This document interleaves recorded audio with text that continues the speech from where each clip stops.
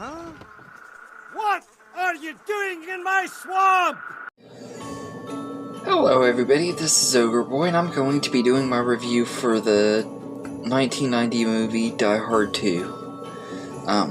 So this movie is directed by Renny Harlin, and in this movie, John McClane is waiting for his wife to land at the Washington Dulles International Airport when terrorists take over the air traffic control system, and he must stop the terrorists before the plane that his wife is on and many other planes who are circling the airport run out of fuel and crash. And during the night, McClane also must contend with the airport police and a military commander who don't want anything to do with him and don't want him involved in everything.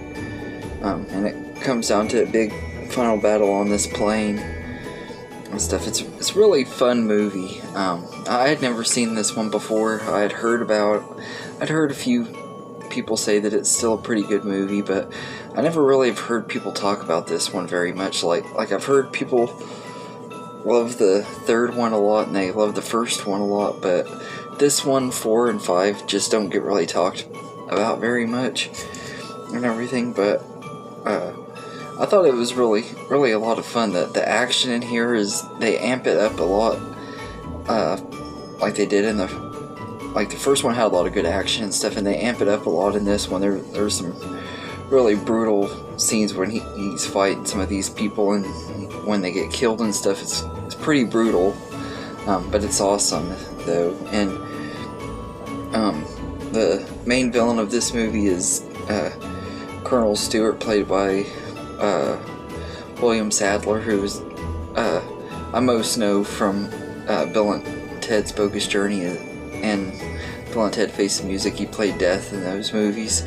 So seeing him in this movie, it's really crazy because he's like totally different in this than he was in that and everything. He's a really good villain. He wasn't quite as good as Hans Gruber to me, but he is still really good and really intimidating, and he has a lot bigger kill count in this movie than Hans Gruber did, because he kills a bunch of people, including a whole bunch of people that are on this plane. He makes this plane explode and everything that has a whole bunch of people in it, and it's really crazy scene. Kind of an emotional scene. Bruce Willis's performance in that scene is really good, and he does really great as John McClane once again in this movie. I think he's just as cool in this one as he was the first one.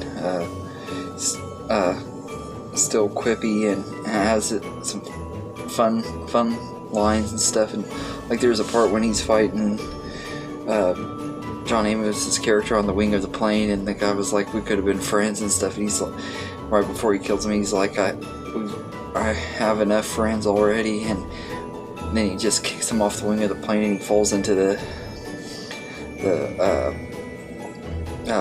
wing, or the engine on the wing of the plane, and you see the blood squirt out on the other side. It's brutal, but it's a really cool scene, and there are a lot of other really good moments in here, and I really enjoyed this movie. I thought the action was really great.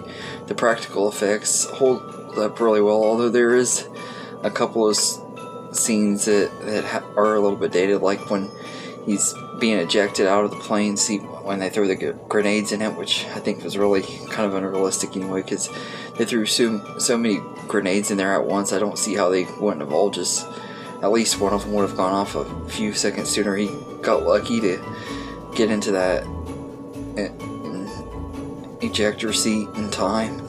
But like the scene when he's flying up in the air and you see the explosion from behind him and stuff, it's really cheesy looking, and I think they used either a blue screen or green screen. I'm not exactly sure what they would have had back in 1990 when this movie came out, but it looked really cheesy, but it's also really awesome too and everything. I thought it was a pretty cool scene, and this is like I said, it's a pretty fun movie. The supporting cast are all pretty good in here, and it's kind of cool that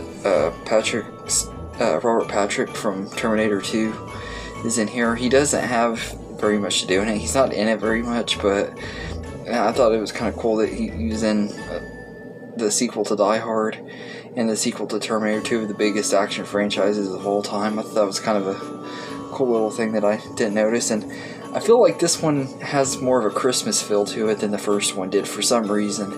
The first one, like I said, it's always been debated whether it's a Christmas movie or not. I'm kind of somewhere in the middle on, but this one I think had more of a Christmas feel to it. Now, I don't know what it is about it that made me feel that way, but I think that Die Hard 2 is a really fun movie. Renny Harlin's directing was really good.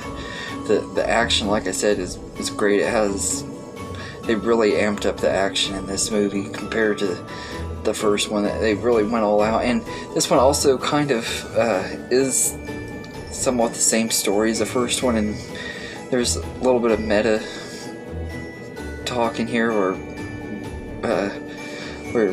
John McClane is like saying, I can't believe this is all happening again, and like he's acknowledging that it's crazy that this would happen again and stuff, and it just, the little meta humor in that scene just kind of makes the movie a little bit better to me and everything. Like they know what they're doing with this movie, and it worked. A lot of sequels it wouldn't work on, like this is one of those rare ones where they pretty much do the exact same thing as the first one, just change the location, change things up a little bit, and make it work. And this is one of the ones that does work, like Home Alone 2 worked, and for me Ghostbusters 2 worked as well. So these three movies all came out close to the same time, and I think they are actually really good sequels that kind of stuck to the same formula as the original and still worked and everything, which is crazy because a lot of times when you get sequels that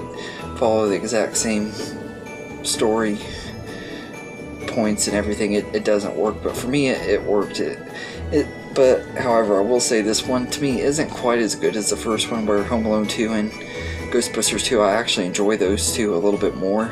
This one I still like the first one a little bit more than this one, but I still think this was a really good movie, and I think if I had watched it as much as I did the first one when I was a teenager and stuff, I probably would like it at least as much as the first or more, and everything. I think it could have the potential to grow on me more on rewatch if I rewatch it over the years, because like I said, this was my first time ever seeing it. I think it turned out pretty good. It was a lot better than I was expecting. I was kind of expecting it to not be as good as it was, but I think they did a good job on it. It's kind of underrated. Like, it doesn't really get talked about a lot.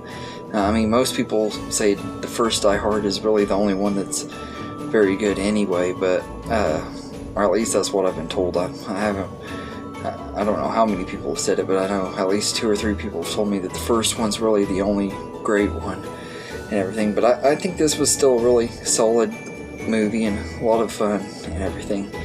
And as far as sequels goes, I think they did a good job on it. So I'd say I'd give Die Hard 2 a 7.5 out of 10. Like I said, it's not quite on the same level as the original for me, but I still like it a lot, and I think it's really entertaining and everything. So I'm looking forward to watching Die Hard with a Vengeance. That's the one that I've been looking forward to the most, because it has my man Samuel Jackson in it, and I love Samuel Jackson. It's one of the few of his older movies that I haven't seen yet, so I'm really looking forward to watching that one and everything. So but anyway, let me know in the comments what you think of Die Hard 2, and I hope you enjoy this video, and have a good day, everybody.